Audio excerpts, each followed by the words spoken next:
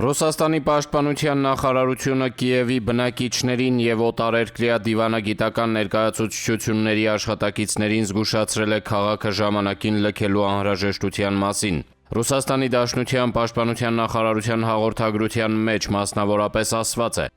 «Եվս մեկ անգամ զգուշացնում ենք Կիևի քաղաքացիական բնակչությանը և օտարերկրյա դիվանագիտական ներկայացուցչությունների աշխատակիցներին քաղաքը ժամանակին լքելու անհրաժեշտության մասին։ Նշվում է նաև, որ Կիևի ռեժիմի կողմից Մոսկվայում հայրենական մեծ պատերազմում տարած հաղթանակի 81-րդ տարեդարձի տոնակատարությունը խափանելու փորձերի դեպքում զանգվածային հրթիռային հարված կհասցնի Կիևի կենտրոնին։ Նշենք, որ ավելի վաղ Երևանում Եվրոպական քաղաքական համայնքի գագաթնաժողովի բացման ժամանակ Ուկրաինայի առաջնորդ Վլադիմիր Զելենսկին հայտարարել էր, թե ուկրաինական դրոնները կարող են անցնել շքերթի վրայով, մեկնաբանելով այն տեղեկությունը, որ 2026 թվականին Մոսկվայում շքերթը